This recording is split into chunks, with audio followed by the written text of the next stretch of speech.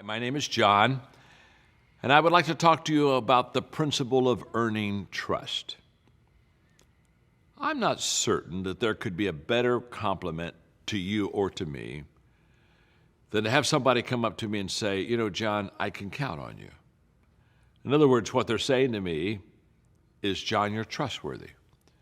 Or for somebody to walk into your life and say, boy, you know what, I depend on you. I count on you. What a great compliment when somebody basically say, you're a trustworthy person.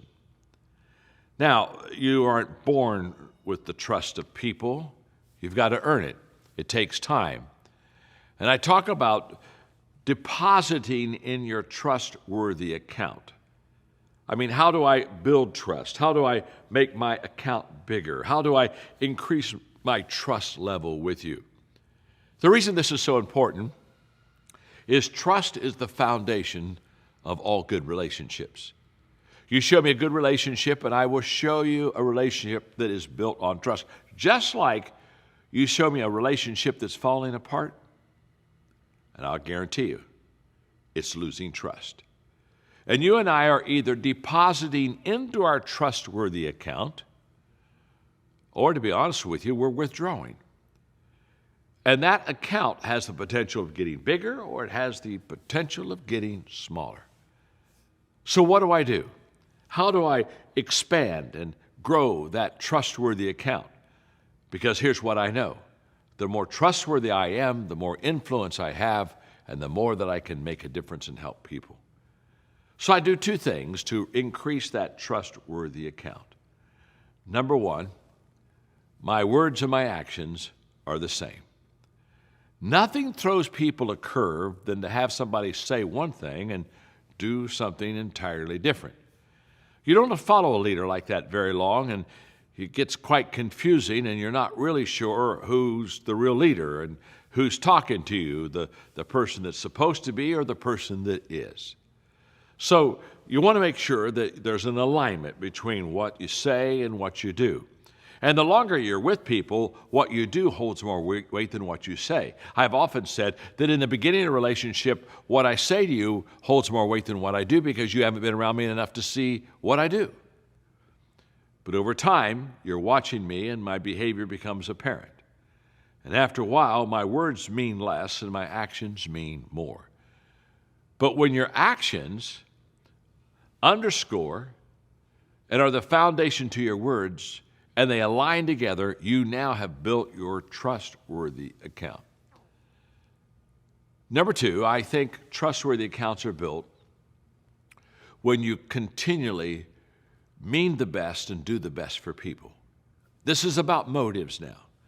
This is about my attitude towards you and my value of you.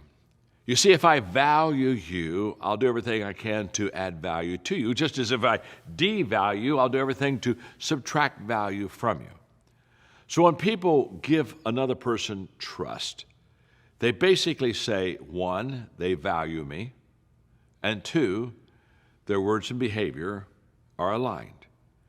Now, when you do that consistently over time, just like money invested in interest, it just begins to compound and get better. In fact, isn't it interesting? The bigger it gets, the better it gets, and the faster that it grows. I always tell people, if you think being trustworthy is good on the front end, it's amazing on the back end. Because now you have had a life that has proven out that trustworthiness. So that's where you start. Align your words and behavior and value people. Do that long enough, consistently enough, and guess what? You'll be trustworthy. I'd like to talk to you on the principle of being coachable, or I may even use another term here because it's really the same, being teachable. You see, a person that is coachable or teachable, the characteristic of that is the fact that they want to learn. And the key is they want to learn.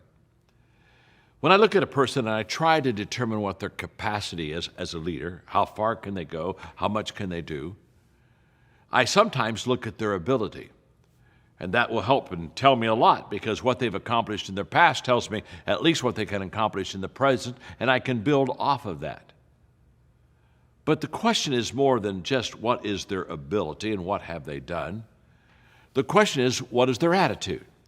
You see, when I look at a person, I have to ask myself, can she do this and will she do this? Can is all about ability and will is all about attitude. And a person that's coachable, a person that's teachable, they not only do the will, they do the can.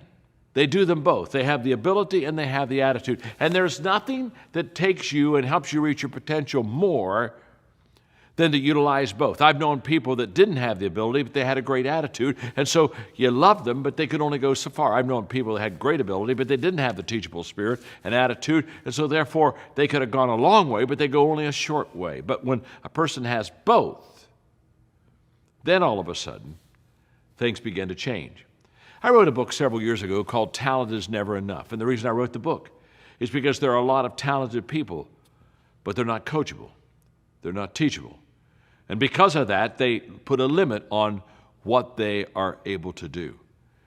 What I've discovered about a teachable, coachable person is this.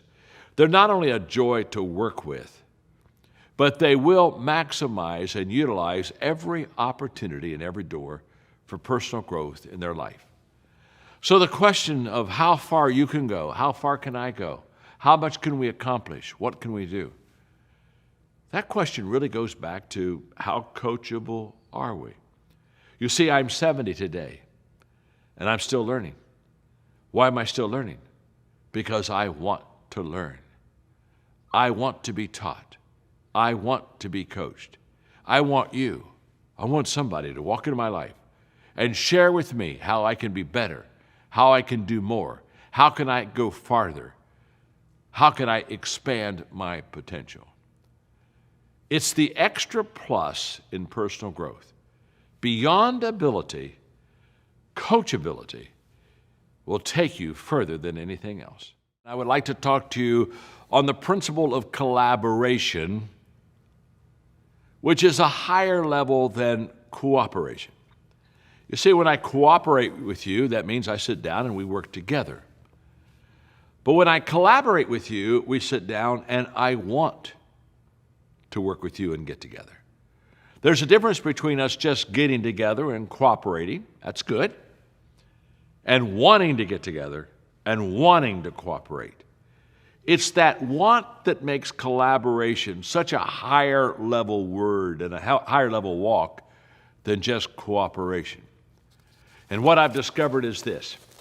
I've never collaborated with anyone that's good that they didn't make me better.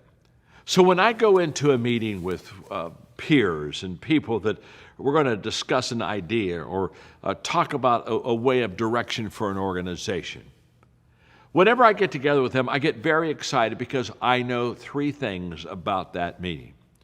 One is I'll learn something.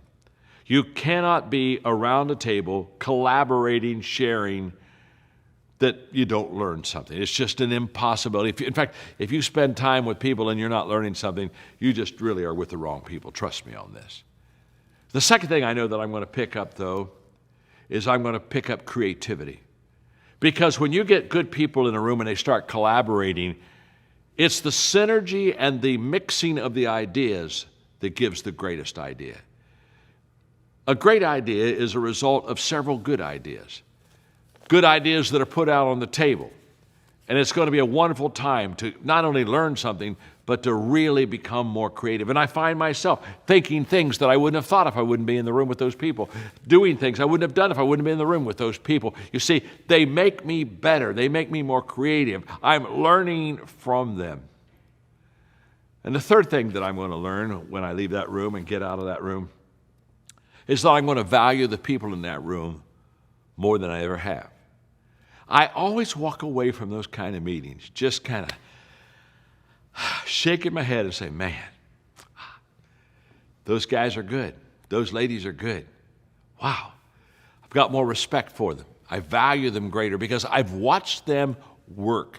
I've watched them share. I've watched them build off of each other, play off of each other, get better together.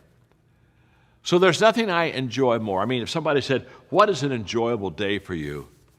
Just let me in a room with about 6 people that just love what I love and do what I do, and let's just make it better.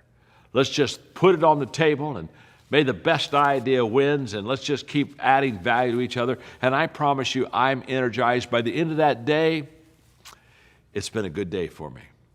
That's what collaboration is all about, wanting to work together. I sure hope you've got some people you like to collaborate with, and I sure hope you do it soon. Ty says many of the tensions we're experiencing are because leaders have failed to listen. How can we become better listeners? And secondly, how do we change from just hearing someone's perspective to actually listening to that perspective? Well, asked and answered.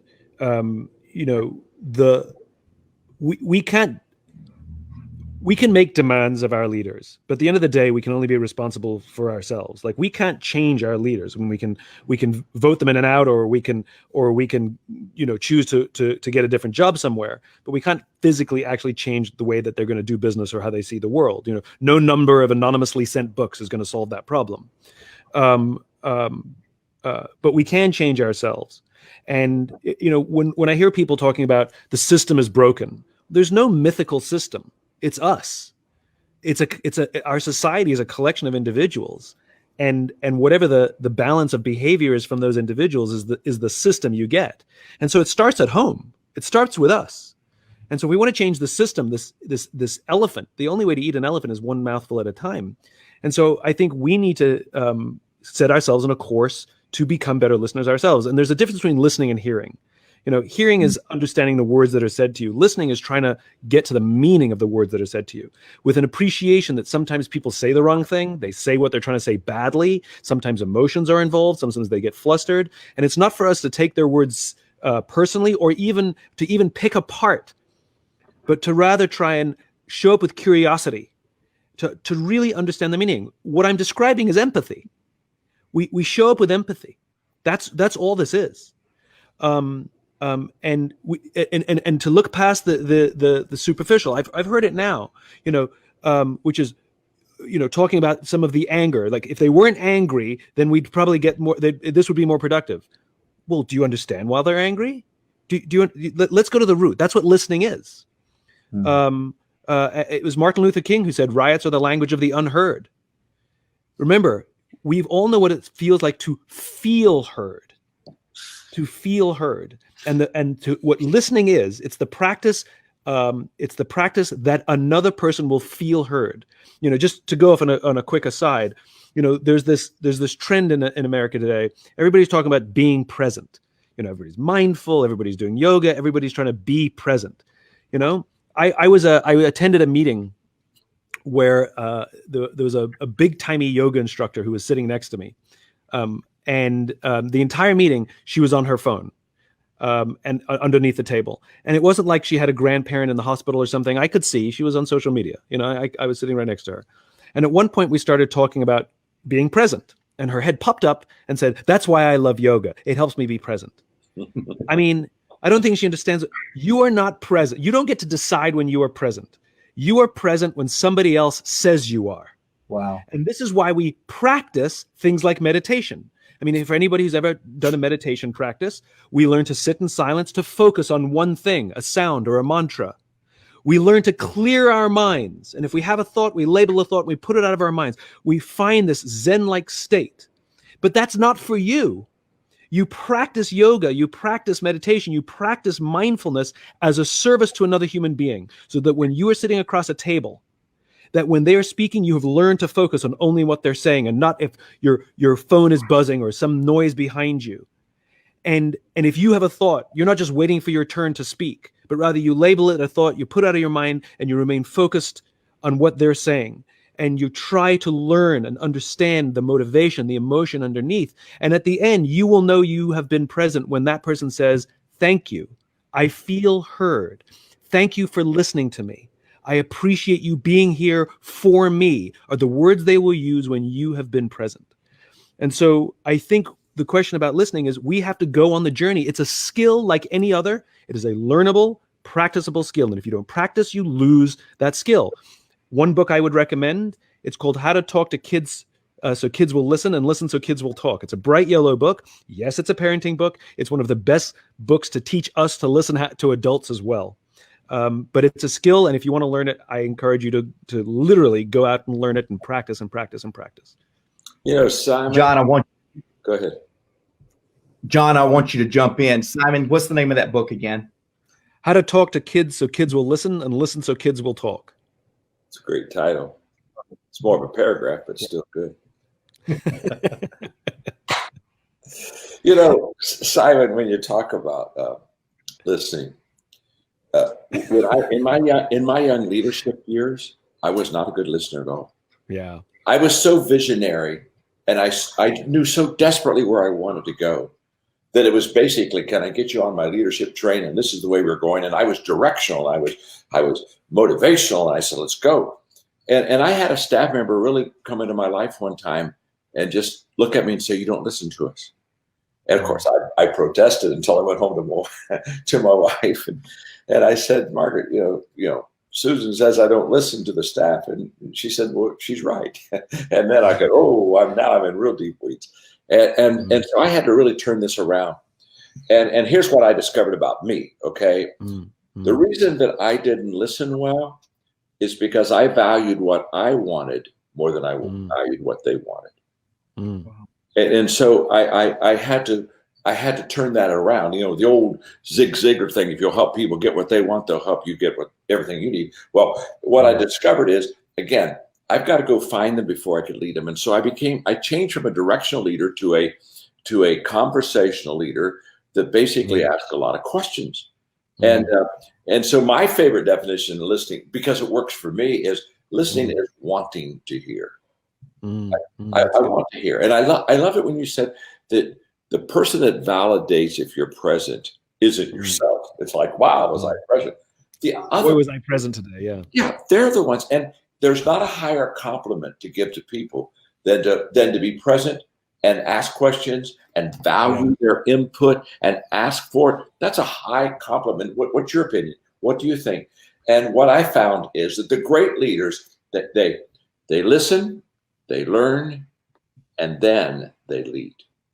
And they ask a question and genuinely care about the answer. Absolutely. Even if the question is, how are you? Yeah. How are you? And genuinely care about the answer. Yeah, you got it. A friend of John's, Andy Stanley, did a talk recently about leading in crisis. And he said, every one of you leaders that are leading in times like this, you need to start your meeting with going around asking the question, how are you really? Mm-hmm. And we did that right after I heard the talk. We did that. An hour later, these leaders that all they want to usually talk about is bottom lines, they was telling about their moms going through this issue, that issue. And it really bound us together, even though it was on a Zoom call, a visual call like this. It really was a connecting point. I appreciate you complimenting me, because this last point, I'm going to just bring myself right back down to ground, because John says the 5 signs of a solid relationship, and he finishes it with number 5, trust. And you were in a meeting with me recently to where I attempted to make right a situation that I feel like not only violated what I say on this podcast, I feel like it violates John's relationship, John's content. I believe it violated some leaders on my team, and I think the ones that really suffered the most was our team members that were lost in the reality of a lack of trust. So let me explain. And again, thank you for saying something nice about me, so people won't tune out now and go, that guy is a loser.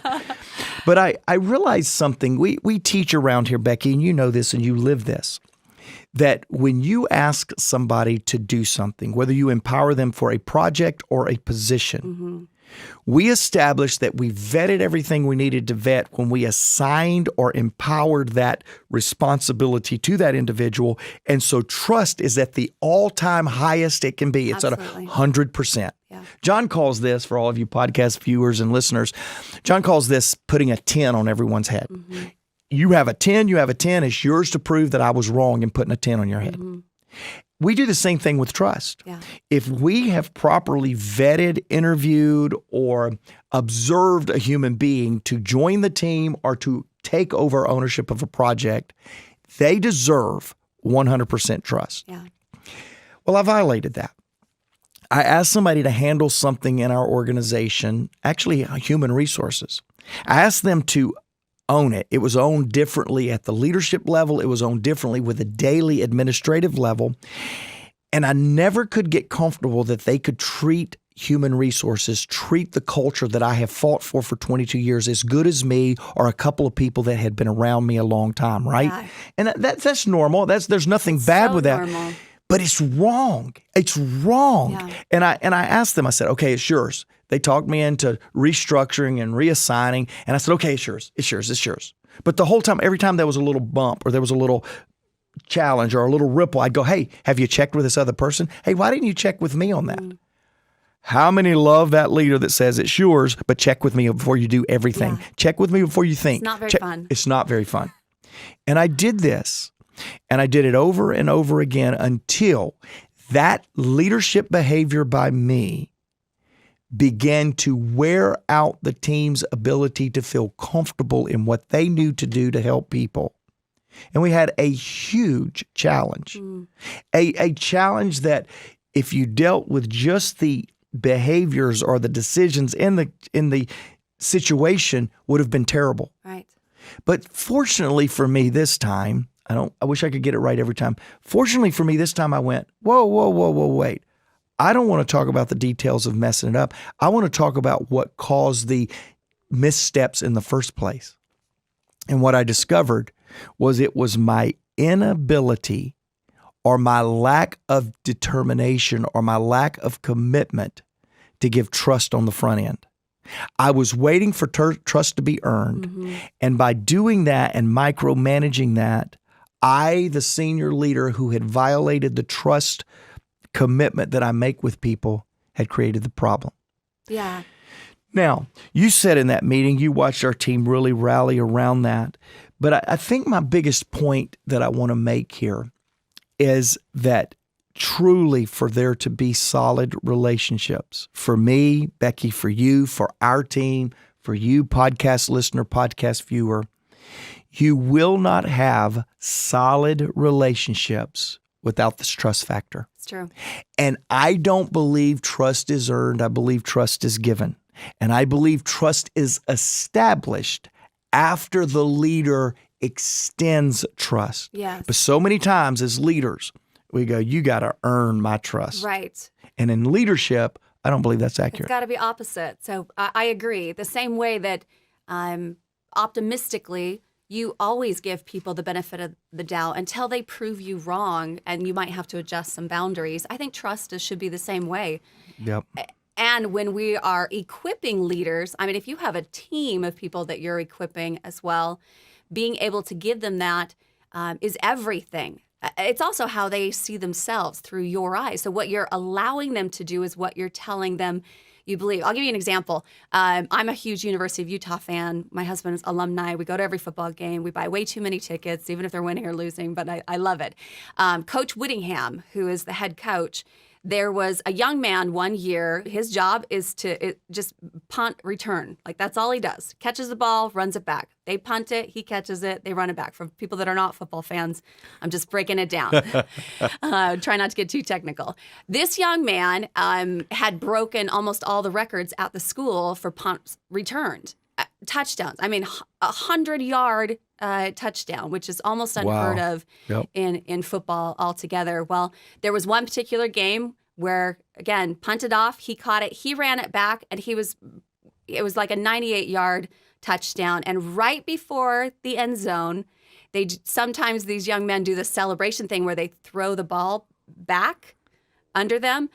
And he had done that. So in his mind, he had crossed the goal line and had thrown the ball back. Well, the ref, nobody blew their whistle. Everybody in the crowd's going crazy. They're yelling, they're screaming, there's a touchdown, and the ball is on the ground. It's a live ball because he never crossed the threshold with the ball, which is an actual technical touchdown.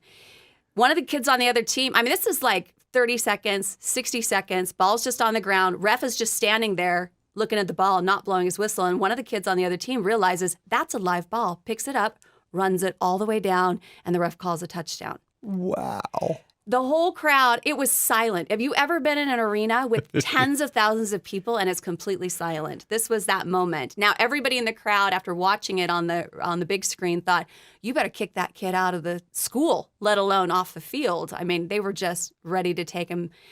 Coach Whittingham, as a leader, knew, because guess what happens after a touchdown? Somebody kicks the ball again, and you have to return this kick. Coach knew to put that kid right back out on the field. Wow. I don't think there's a moment he'd probably been more mortified or questioned his ability or his ego had been bruised. I mean, it was probably the lowest of the low moment. And Coach Witt said, nope, this is your job. Brush it off. You get back out there. And you should have seen everybody in the crowd. Like, I'm pretty sure they booed their own player when he came back out. It was that bad. And that kid had to catch the ball. But as leaders, it's so easy for us to say, I'll pick it up, or I'll adjust, or I'll just make other arrangements. But imagine what it says to that young man to say, no, you made a mistake. Yeah. That's all that was. Yeah. And to give them that self-confidence and to push them through. I mean, that gives you so much perspective in life. I mean, whether that's your child or that's, someone in your leadership team. But trust on both sides has to work. So they've proven through time that you can earn more trust, I think, that you can give them more. They're capable of more. You've been able to see that with your own eyes. But I think the second part to trust is forgiveness. Mm-hmm. Because nobody's perfect. I mean, the Mark Coles, the Becky Purcells, the John Maxwells, as great intention as we have, as much as we've learned, as many books as we've read, we're still going to make mistakes. So being around people that also understand that the flip side to trust, or that second phase, is forgiveness and letting it go, and then re-empowering. And there'll be several times that you re-empower. Now, if you have to re-empower too much, you can start to question, maybe I've given them a little too much trust in that process. And the worst thing that can happen is somebody who just gets really good at apologizing and doesn't get good at changing their actions. So trust it's a big category in that aspect. It is. The willingness, and it speaks a lot to you, Mark, the willingness to recognize that about yourself and then to share that, not just with our lead team, but to all the world in the podcast. I mean, you're just rebuilding, and you're establishing trust. You've reaffirmed it, and it is an ongoing process. It's not something you do once. It's not like you got married at the altar and now it's fine. You don't have to work on it at all. Yeah. Like, it's a relationship. It's definitely going to take time. When you were talking about what the coach did, and then also you made a comment that it is not perfection. I was reminded of the John Mark Green quote that says, a great relationship requires deep connection, not perfection. Absolutely. And I think that's what we've attempted in this podcast, the last 2 episodes. We've really attempted to tell you that what John said in the book, 21 Laws of Leadership, this law of connection, law number 10, it really is a game changer. It really is absolutely what we believe is kind of the linchpin. The piece that will make the difference for you in your leadership is your ability to connect. This is a word that we're all going to be very familiar with, but as a leader, we need to continue to keep it in front of us. We need to continue to talk about it. And that word is integrity. Today's title is Leading Yourself with Integrity.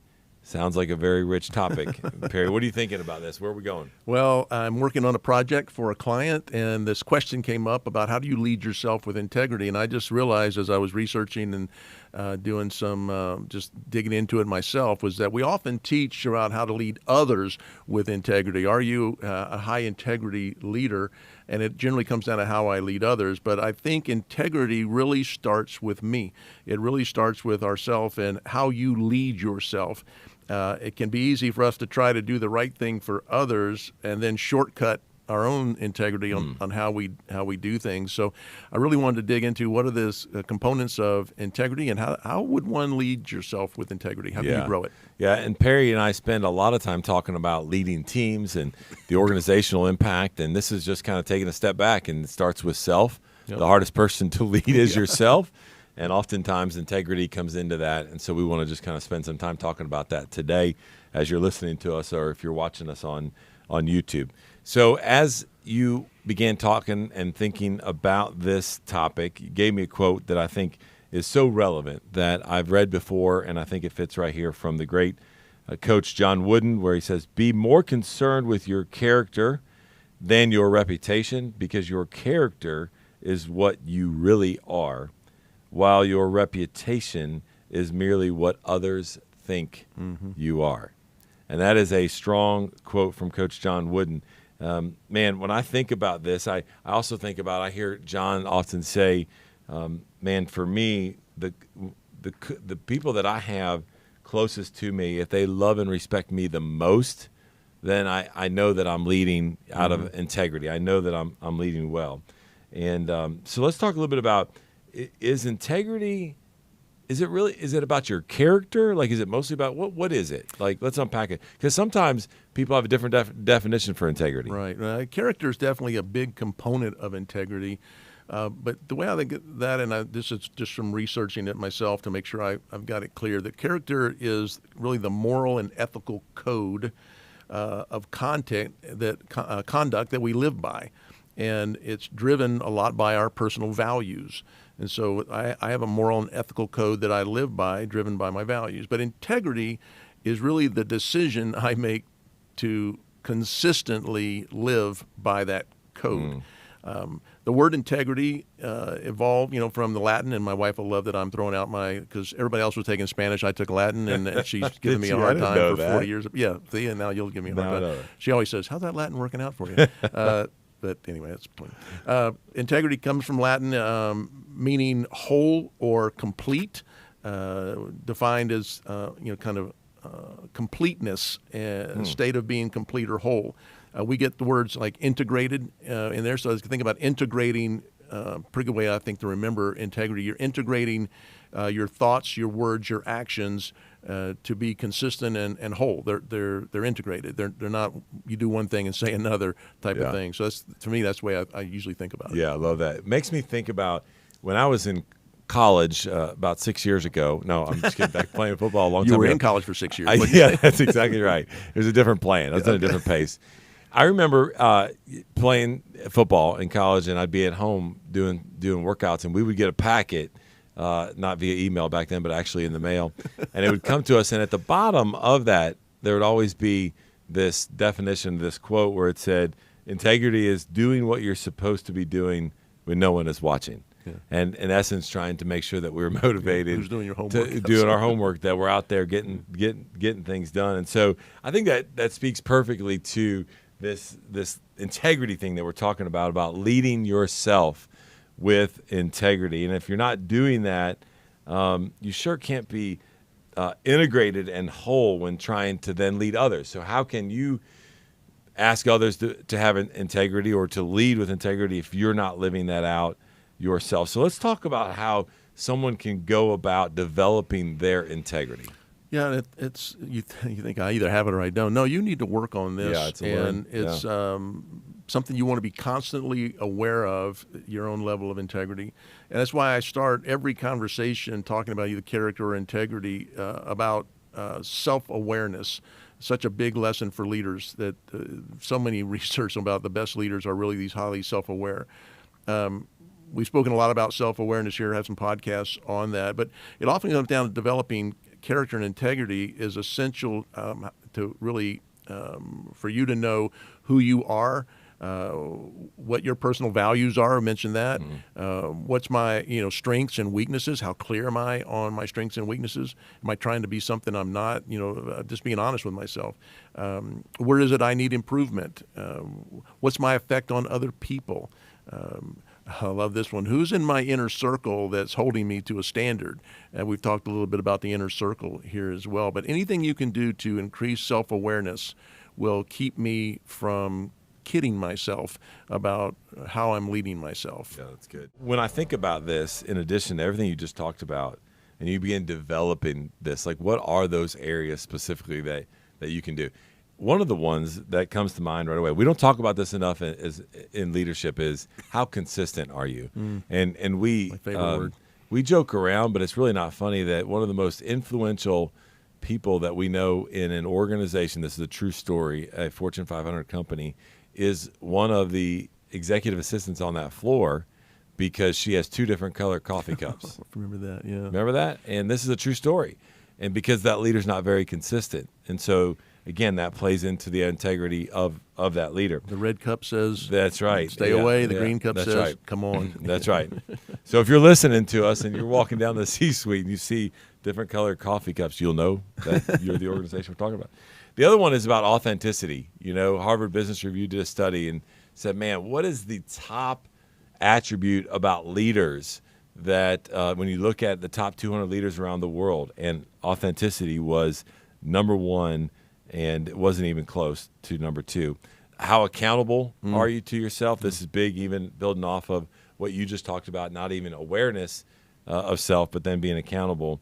And then the final thing is, how integrated are your words with your action? Is it lining up? Is your audio lining up with your video? Yeah, I like you threw in accountability. Accountable to myself is enormous. People of high character and integrity are accountable and responsible to themselves, as well as to others, but especially to themselves. They also consider implications of their words and actions on others. So you're thinking how I speak, am I aware again of my effect on other people?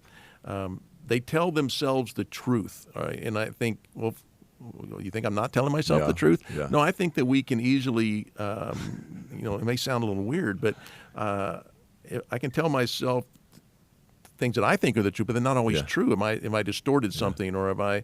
I've heard it say that denial. I'm the best salesperson for myself, right? Like I can give it and sell myself anything. Yeah. Yeah. I think I heard Andy Stanley say recently that every bad decision you've ever made, you were there. You were part of it. You were the one that was there to do that. So, but we can be in denial. We can distort situations. I manage myself based on my intentions. I judge you based on your actions. So that's right. I think we have a way of distorting things that we see. And so can I get in the habit of telling myself the truth and being completely honest with myself, even if it may not be, that attractive. Yeah. And why it's important to become aware and to work on this is because it's going to be tested. Oh, yeah. It has been tested. You're probably sitting there saying, oh, man, that just this morning, just yesterday. Absolutely, it's going to happen every single day. And so your character and your integrity are going to be tested as a leader. And I know I've heard you teach on this. And I know that you've included this in the Learner's Guide. Again, referring you back to maxwellleadership.com/podcast, where you can download that, where you've mentioned 4 different areas to where you're really tested about this when it comes to character and I think and integrity. I would encourage you as you go through them, everybody being honest with you, tell yourself the truth. Where are you most susceptible? Yeah. I'll probably share an idea that I had on this, but go ahead. Yeah, let's do it. So there's 4 areas, and then I'll let you share. Is money, finances there, liberty or freedom. That's number 2. Number 3 is recognition, and then the 4th one is pleasure. Yeah, so you think about anytime you're dealing with money, you have a chance to do things for money. The way money pops up there, liberty or freedom. I'm the boss. I have the free reign. Free reign. I can do what I want. Recognition, keeping it versus passing it on, or sharing it versus not. Pleasure, just doing fun things or entertaining things to get me off track to do that. But I think one area where we can deny or distort the truth is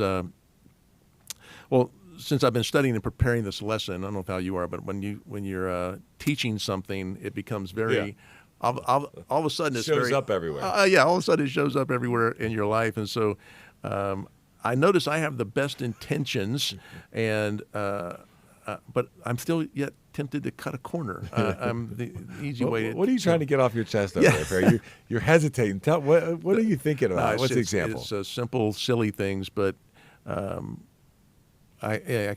reminded of it this morning here in the office. Was I come in the office here and I use this temporary office, and there's nobody's in the office. It's an empty office for guests and visitors. There's a pen laying on the desk that is one of John's 4-color pens, and it was a nicer version than what I have. And I thought, I should just take that pen. I like that pen. Just throw it in your bag. And then I'm teaching this lesson going, that's not my pen. Now, I could walk down the hall and ask you or 10 other people, and everybody would say, take the pen. Yeah. But why am I just tempted just to take the pen? That may sound like a silly example, but it's exactly what I do. Small, but yeah, it's good.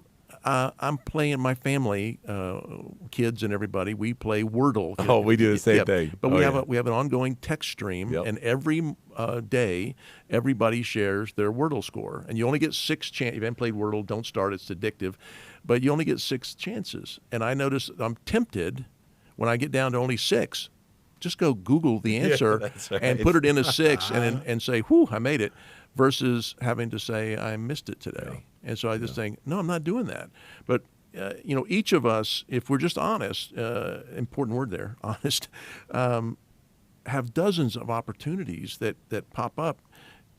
I tell you, just one happened yesterday. My wife took something in to be embroidered. The embroider people said it can't be done. She'd already paid $15 for it. They said can't be done. So the owner of the shop put her fabric into a container and put the $15 in cash into the container. When she went to pick it up, the person working there, the owner wasn't there, the person working there gave my wife the container and another $15. When my wife got home, she found $15 in her hand and $15 in the bag.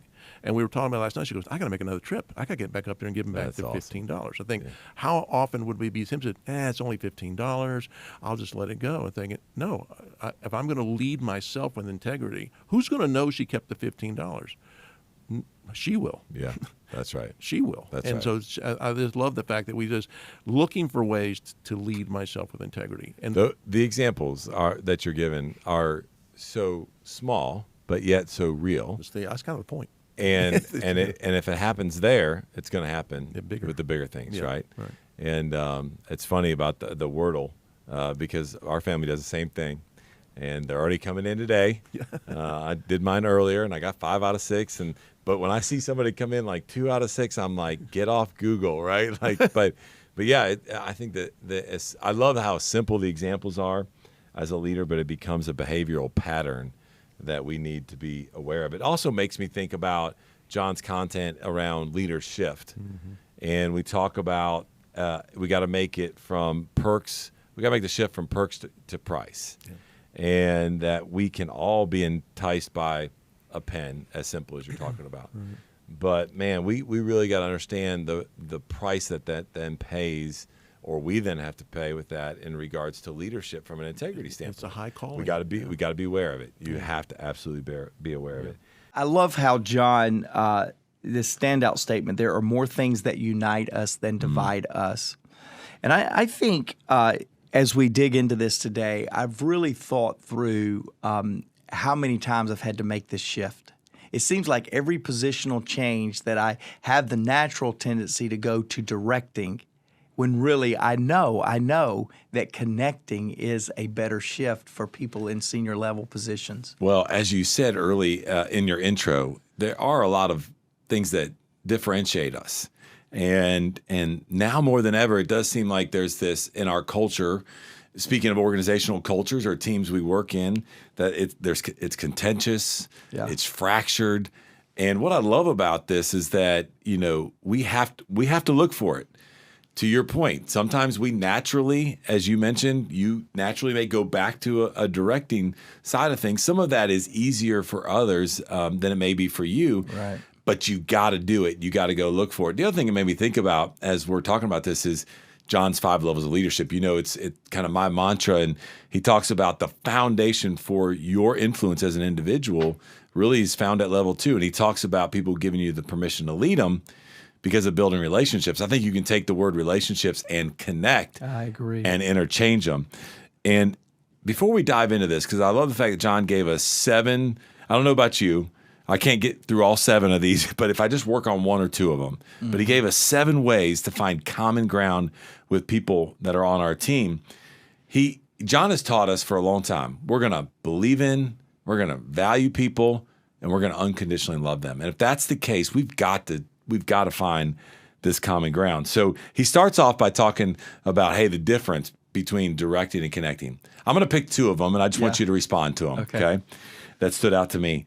The first one, he says, directing is really a top-down. It's really almost like a somewhat of an authoritative, but hierarchy kind of thing, versus connecting is we're doing this together. We're side by side. Talk about that in your leadership, and then being under John's kind of tutelage, how you've learned to lead that way as well. Well, I think a lot of times you see leaders that use their position to power through their agenda or power their wishes or directives on people. It's my position. It's kind of like the parent that looks at the kid and says, "Because I said so." Yeah, you know. that's right. I remember a time where John has told this story many times. He's told it on this podcast, to where John was sitting in a restaurant in Atlanta. Somebody came up to him and said, "Hey, John, I'm such and such name, and I'm a new employee. I work for you." And John said, "Whoa, wait, sit down right here. You don't work for me. You work with me."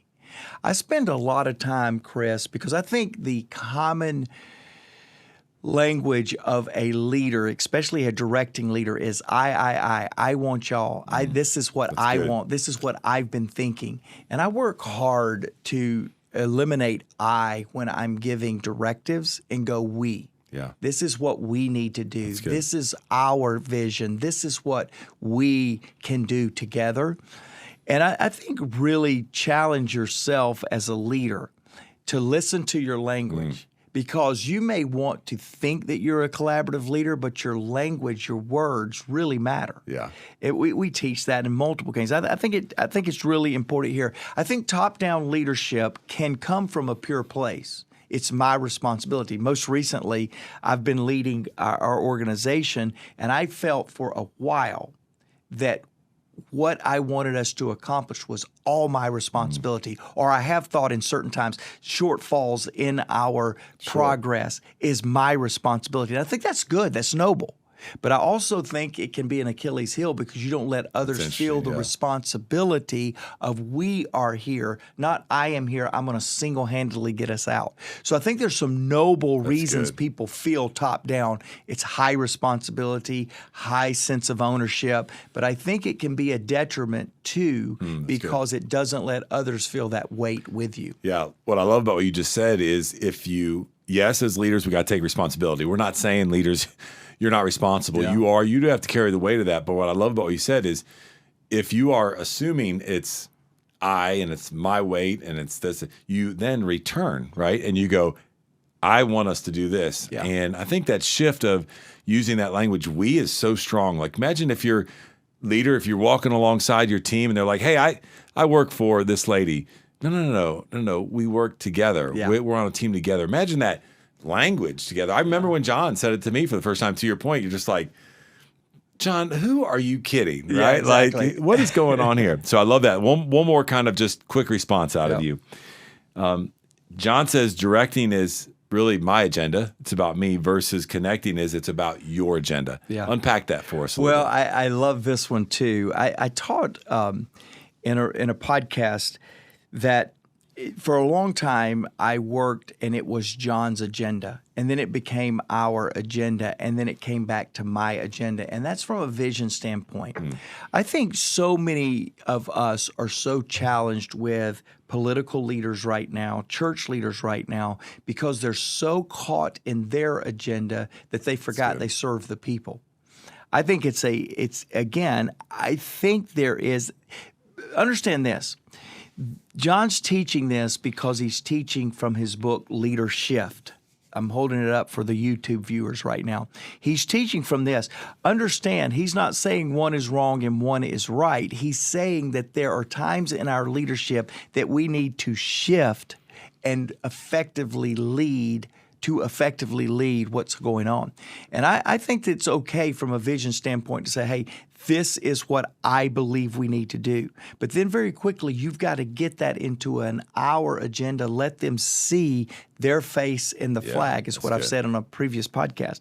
So I do believe that the best leaders, the most effective leaders, the leaders that are more sustainable in their influence are the leaders that have figured out how to make the people's agenda their agenda. That's good. You can say that it's, hey, I have this vision, but you immediately make that shift. Yep. And I think if you just become just aware of that, leaders. And as you're communicating, you may not even be leading a team. Maybe in the community, maybe it's your family. Just be aware of that, and I think it'll help you as you begin to connect with them. So what I'd like to do is we'll jump into like 2 or 3 of the 7 ways that John talks about common ground. And the first one I want to talk about, this is something that we know a guy that, as talked about, wrote a book. Good leaders ask great questions. Is to really be curious. And I want to unpack this a little bit around the thought of, man, how do we ask more questions and assert less? How do we understand their why and don't get caught up in the what, right? And the only way to do that is, you don't have to agree on everything, but the only way to do that is to ask questions.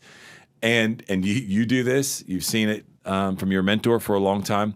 As you're leading now, I've even seen it more. And talk about the importance of that so that you're creating that common ground with the team. Yeah, for years I've noticed, and maybe it was writing the book, Good Leaders Ask Great Questions, because I asked John, I say at my age, he's 20 years my senior or a little bit more, and I go, at my age, did you ask questions like you ask now? And he says no.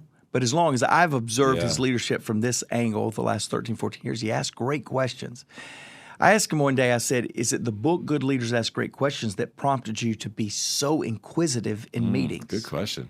And he said, yes, it absolutely was the research of that, and it was maturity. He said, when I was young, I thought I had to have all the answers. I was always the answer man. Half my answers were not correct, but I always had an answer. He said, as I've gotten older, I've found that very rarely do I have the best answer. Now, that struck me. Yeah. And he's been challenging me, I would say, I think I've admitted on this podcast, that he's been challenging me for several years to ask better questions, that I would get to answers quicker, that I would get collaboration much better, and that I would get buy-in a much greater level of buy-in if I would ask questions, because people feel like they contributed to the final decision. But I don't feel like I've done a great job of it, Chris. But recently, what I have discovered is that vision is very much an interpretation of where one sits from their particular perspective. Sure. And so you'll notice, and you mentioned this just a moment ago before we started recording, I have started asking questions. Hey, what did you just hear me say? How do you interpret what we're talking about right now? And I have really been intentional because I think it's critical when you are having a U-turn part in your organization to make sure people are understanding at each leg of the way. And the only way to know if somebody understands is not a head nod, is not a, okay, good meeting, is not a word of affirmation. The only way to really see if somebody understands is get them to repeat what they just heard. Yeah. And I've heard you also say, just a couple more questions to add to this, is like, do you think we're heading down the right path with this conversation? Would you go a different, and like you begin to have those questions so that they not only are answering what they recall, but what they are thinking as well, right? And so again, it is definitely curiosity, and it's helping leaders connect, and they get the buy-in. Yeah, there. Before we get off of this one of the things I love about John is he will come in and say, what do I need to know? Yeah. And I'll give him what I believe that he needs to know. And then he'll listen and say, is there any more context? Another question. I give him more context. And then he makes a decision. This is the route that we need to go. But after he does that, he follows it back up. You've heard me say this before. Yeah. You've seen him say this before. He'll go, what am I missing? Yeah. He'll give the decision and then ask another question, which I think is just That's brilliant. great. Yeah, I love that. I was your peer, but now I'm your boss. That feels good just to say that, right? Like, I'm going to say that to my peers when we get done recording. But this is something that happens at some point in time, probably to a lot of us. And it came up on a coaching call. And now we're going to talk a little bit about how do you handle this? What does this look like? So give us a little more context on the call that you received this question and then how we're going to work through some of this today. Comes up more and more. I'm not surprised any longer when I hear someone say it, but I reflected on, when I came up in the 80s through IBM, I was a salesman and then got promoted to be a sales manager. And what happened when you got promoted in those days in the IBM world, they moved you to another city. That's why they thought IBM stood for I've been moved. So that you would be moved. I thought it was almost, as I reflect, it was kind of like witness relocation. Yeah. They could move you away from to a whole new group of people that didn't know any of your past sins and anything about you, so you started fresh with a new group. Well, that's not the way anymore. The world's very flat and small, and we don't need to do that. So it's very common now that you would be promoted on a team that where you used to be a peer, and now you're the boss. I wonder, had you seen anything like this or experienced it yourself? I've experienced it on both sides. I've had friends and peers of mine that have become my leader, and then on the other side of it, where I have become the leader in that situation. And so it's a delicate balance, right? As a leader, you have to then begin to make decisions versus you were talking to the team about the decisions that were made. You got to talk about compensation. You got to go from maybe the friend zone at times to now the leader. So it is definitely something we all experience, and it's a delicate situation to walk through it. So today we have 5 strategies for a new leader to consider when this happens. And I'll tell you, this was I was at a location with a client, and this young lady, I was asking her what the challenges. We're having a coaching conversation during a lunch break, and she said, "I'll tell you the problem I have," and it was this exact thing, and it was hurting, and it hurt me to see that she goes, "I just want to do so well, but they just won't give me the break." And I said, "You know what? I'm going to write something on this because That's awesome. I just know this comes up more and more." So I thought we'd maybe go back and forth. I designed this kind of what you should do, what you shouldn't do. I'll take the what you should do. Maybe you could just reflect on what maybe you don't want to do. And the first one, I would say number 1, I just called it get your mind right. And the get your mind right would say that when you're first promoted to this position of leadership on an existing team, examine how you see yourself. And if you show up and try to remain one of the gang, be one of the group that you were in before, you don't see yourself as the new leader, you don't have the mindset of I'm now the leader of the group, you're setting yourself up for failure. I think that you really need to just agree with yourself that I am now the leader. I'll let you tell what to not to do, because there's definitely a downside, but you absolutely must see yourself as the leader, or you're going to fall back into, I just want to be one of the gang, but I'm in charge. Yeah. That's not a winning solution. Yeah. And what we don't want you to do is come in and have the mindset of I'm the boss. As we talk about it in 5 levels of leadership, often at level 1, there's a lot of command and control, and you're really managing people versus truly leading people. And so don't come in with that mindset and that shift of, hey, I'm the boss. People are going to be watching you during this transition. They're going to be evaluating you under the microscope more than they did when you were a peer. And so you don't want to come in with that posture, because that's more of a power posture. And if you've listened to one of our podcasts, you will know that we talk about and define leadership as influence.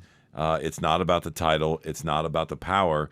And so if you come in with that mindset of, hey, I'm the boss now, I've arrived, you're going to decrease your influence. And so it really is the foundation. I was thinking a little bit about this as you had sent these notes to me about, man, as this happens, they really need to think about the 5 levels of leadership, and then how do they re-engage all of their relationships from that model. And so you'll get stuck at level 1, and you won't increase your influence if you have that mindset of I'm just a boss. Yeah, very good. Strategy number 2, I said, open up. This is potentially uncomfortable for everyone, not just for you, but for the team as well. And that just realize the discomfort or the new situation that's arisen. You don't know, you're not responsible for their attitudes or their responses to it, but you can just have a little empathy with the people that are on the team, that this is a little weird, that you used to be part of the group, the team, the gang, and now you're leading the group, the team, the gang, and just talk about it. I think most people would be open to sharing and want to hear it from you, but listen to the team, hear what challenges they see, how do they face it, and this will be the first great test of being a leader. Is is it okay with dissent? We just did is it okay to disagree with you? Is it okay to not be happy about something? Yeah, sure it is. We're on the same team. Well, I love that.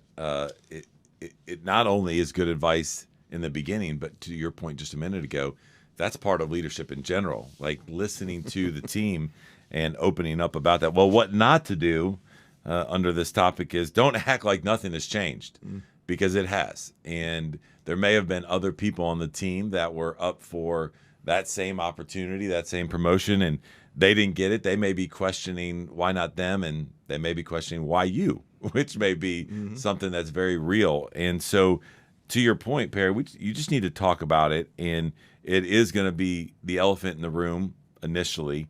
And so don't act like nothing has changed. Have that conversation. Talk about it with the team. When you do that, it will increase team engagement.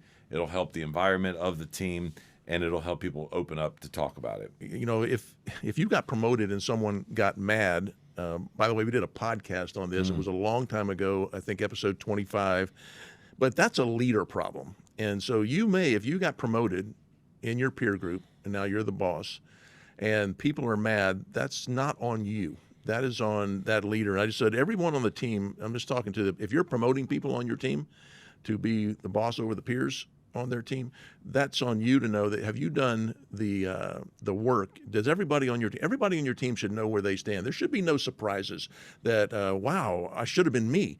They should know why it's not them. They should know. Everybody should know where they are in your view of progression in their career on this team. And if you promote one person and somebody else gets upset, then I think it's on the leader. You didn't do a good job of explaining that along the way. Have you seen that? Yeah, and I also think this is an interesting point. If as a leader this is happening to one of your teams, you should be out in front of that communication to the team as a whole, in addition to what you're talking about, whereas it should be happening on one-on-one basis with that team. We've talked about this before, to where anytime you have to have a difficult conversation, an annual review, a promotion, to your point, if at the time of that decision individuals on your team are surprised, that's on you as a leader. There's a gap there. And so you need to make sure that you're going and communicating, not only to the team as a whole to set up that individual, but then also you should be doing it one-on-one for those that didn't get the role, so that they're not surprised why they didn't get the role at this time, right? At the time. Strategy number 3, let's call it know your role, that embrace your role as the leader. This means that you think like a leader, talk like a leader, walk like a leader, it goes back to having that leader mindset. But we talk about doing the things that only you can do. When you're an individual contributor, you have a role and a responsibility. When you become the leader, you have a different role and a different responsibility. Making that shift from being a soloist to being the conductor that we talk about. So are you embracing the role? Do you start talking about mission and vision? Do you communicate roles and responsibilities to others? Do you set a standard for performance? Do you look for holding people accountable? Do you have the difficult conversations? You start to do the things that leaders do when they're leading a team. I think it's so tempting here to stay, I can't. They'll laugh if I start talking mission and vision. No, it's now your role. And I think just recognizing that your role and responsibilities changed, embrace it, know your role. Yeah, and don't try to do what you used to do as an individual contributor as well as lead the team. Let me give a little bit of caveat. I think you still need to keep your toe in the water in regards to that. What I mean by that is we talk often about 5 levels of leadership. We talk often about level 3, where you gain influence by the team because of what you have produced for the organization, not only individually, but in and through your team. And so let's talk from a sales standpoint. You've talked about from IBM and other sales organizations that we've worked with. We often see sales leaders that have been promoted to that position because they were the number one individual contributor. It's probably not always the best decision, but that ends up happening a lot in teams. Well, you can compound that being a problem if that's not the right person. If that individual thinks they now need to also be the number one individual contributor and lead the team. I think you called it a super teammate, right? A super salesperson. Whereas to your point, you still need to understand the climate, the economic situation, the customer. You still need to do that, and the best way to do that is to keep your toe in the water of what's going on from a sales standpoint. But you got to back up a little bit to your point. You got to start thinking at a 30,000-foot view for the team and leading from that while still, just barely staying in touch with what's going on with the client. Not the other way around. Not trying to be the number one sales producer and the sales leader. Well, a lot of people, I just was reading, we were doing some coaching around, Simon Sinek had done a video for us, and talking about this promotion from being a soloist who does really a great job. Then you get promoted to be the conductor. You don't know how to conduct, so you go to being solo. That's why we get managers, not leaders. That we're focused so much on managing the business and the process, we don't think about leading the people. Yeah. So I'll just jump in and go deep on what I know is my expertise. So That's good. Lots of challenges there. But number 4 of the strategy was balance relationships and boundaries. Most likely you were on this team, you had great relationships on the team. It's tempting when you become this leader to treat people in the relationships differently, that you say, well, I need to act differently. So some may actually be expecting you to be different. They may be looking for you. Oh, now you're the boss. Oh, well, let's see how you act on doing that. But don't be different. Be you. I think you should be you when you're on the team. You should be you when you're leading the team. And I think the single greatest thing you can do to remain and really grow those relationships is to be authentic and be true to who you are. And just because you became the boss doesn't mean you're smarter or better looking. Well, sometimes for you did, but than you were before you became the boss. So, thinking about boundaries and knowing where to draw lines and put fences may become the most important thing you do. But I think so. It's tempting to, well, gosh, you really changed when you became the boss. I don't want to hear that. I want to still be true to who I am. Yeah, you probably have a group of peers or friends that maybe you're closer to than others that are on your team. And when this happens, one of the things that we want you not to do is to let one person on the team become really maybe too familiar with you, or you are too familiar with them. Then you get the whole outside of work, extra friendly, favoritism, whatever that might look like. Let's say you're a sales director and a leader, and maybe there's a cue in how you're pushing out leads, and people are like, he's, Perry and him having a beer, twice a week, and they're talking about, just be aware of that. Don't become too familiar with one individual on the team. Be yourself, right? You grew your influence with the team. Now you got to think about your influence a little bit different as you're leading, and you may have to set up some boundaries. Not saying that we need to kill the friendship and to never do that. I believe we should be doing work with people that we enjoy doing work with, and I think it's just really kind of setting up those healthy boundaries. Well, it also goes back to just talking about it to someone. Say, hey, I know we have a great relationship. We've been friends on this team for a long time. I don't want that to change. However, I just need to, as we're at work, and maybe you wait till you notice that they're being a little familiar, calling you by your buddy softball name that your nickname, locker room. Right. Maybe you take them aside and say, you really help me out if we could not be too familiar at work, but I want to still have that relationship. I'm not making it like this is the easiest thing in the world. No, it's not. It's odd to do that. But finally, number 5 strategy, I just said, can you balance care with candor? That, holding people accountable, having difficult conversations, addressing performance needs and performance failures, overcoming setbacks and mistakes. That's all part of being a leader and being able to have those difficult or direct conversations. But now you're with people that you really know really well, and it could be difficult, it could be challenging with people who used to be your peers. So I've said that, I want to step up to these difficult conversations. I don't want to let them linger because they never get better. But can I balance? This is the statement John left us with in the 5 levels of leadership about balancing care with candor, is that instead of being all care, I don't want to hurt the relationship, which could be dysfunctional. I want to reveal some candor, be straight with people, talk straight. If you're all candor, though, if you get really over top tough, it becomes distance between you, and we don't want that either. So if you can balance the care and candor, just it's going to be odd for a bit, but you need to do it. Yeah, absolutely.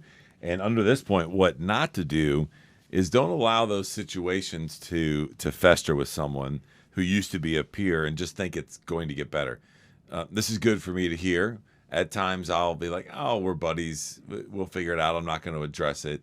I think as you move into a position like this, to your point with the care and candor, there's a way to go about it so that it doesn't just fester over time, because eventually what's going to happen is we're going to have a big blow up because we've had several things that have festered over time. So just make sure that you now know kind of the structure there and you want to be able to address that.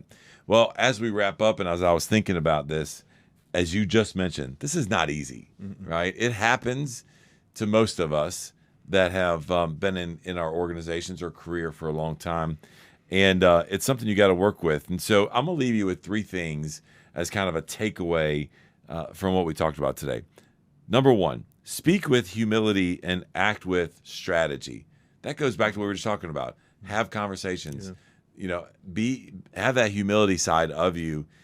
You're not better than them. It was an opportunity for you to step up in leadership, but make sure that now you're acting not necessarily just as a peer and a teammate, but with strategy behind what you're doing.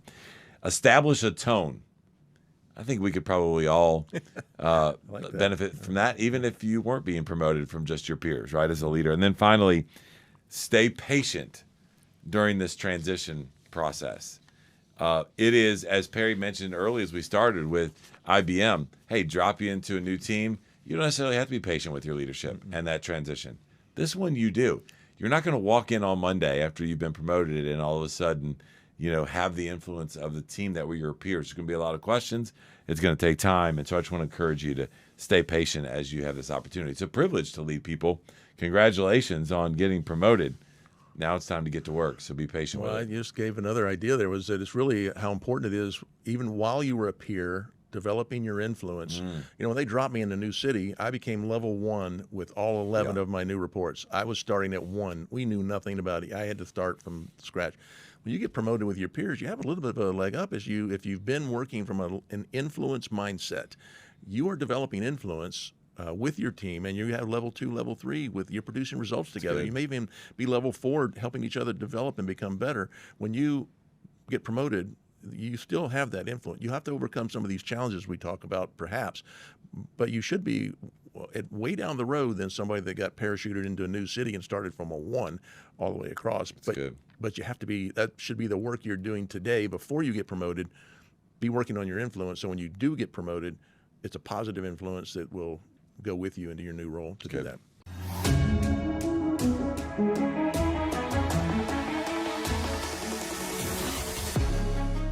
Welcome to the Maxwell Leadership Executive Podcast, where our goal is to help you increase your reputation as a leader, increase your ability to influence others, and increase your ability to fully engage your team to deliver remarkable results.